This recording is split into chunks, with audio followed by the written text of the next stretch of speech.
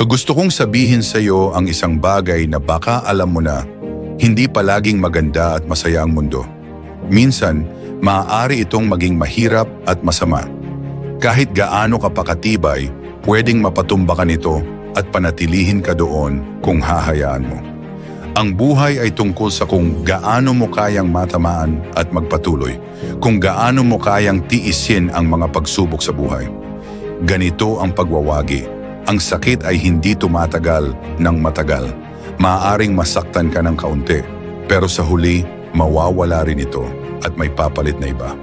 Kung susuko ka, magtatagal ang sakit magpakailanman at baka hindi ka na makabangon. Ang mga pagkakataon ay nasa paligid mo lang. Kailangan mo lang itong harapin at pagtuunan ng pansin. Kung mayroon kang pangarap, kailangan mo itong protektahan. May mga tao na baka sabihin sa iyo na hindi mo kaya dahil hindi nila ito kaya. Kung gusto mo talaga ng isang bagay, kailangan mo itong paghirapan. Huwag matakot na mabigo. Baka hindi mo palaging makuha ang tagumpay, pero huwag matakot sa paggawa ng mga desisyon. Maniwala ka na may posibilidad na mangyari ang gusto mong mangyari. Marami sa inyo ang nagsasabi na gusto ninyo ng tagumpay, pero hindi ninyo ito gusto ng sobra. Gusto ninyo ito ng konti lang. Hindi ninyo ito gusto ng higit pa kaysa sa gusto ninyo na maglibang o maging cool. Hindi ninyo ito gusto ng higit pa kaysa sa gusto ninyo matulog.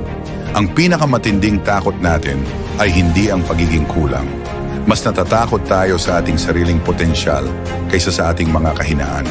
Kailangan mong maghukay ng malalim at itanong sa iyong sarili, sino ang gusto kong maging? Alamin mo kung ano ang nagpapasaya sa iyo, hanapin mo ito. Gumawa ka ng desisyon.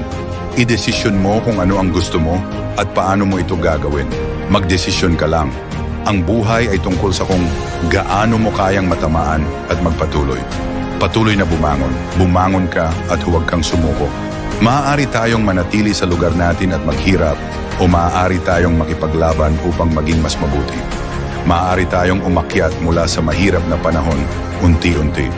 Ang ilan sa inyo ay hindi magiging matagumpay dahil kapag napapagod na sa pag-aaral, humihinto kayo. Hindi ako magaling sa math. Tama, dahil hindi ka nag-aaral. Hindi ako magaling sa pagsusulat dahil hindi ka nagpa-practice. Ang talento ay natural, pero ang kasanayan ay nagmumula sa paulit-ulit na practice. Huwag umiyak para sumuko, umiyak para magpatuloy. Kung nasasaktan ka na, gamitin mo ito para mapabuti ang sarili mo. Kung alam mo ang halaga mo, kuhanin mo ito.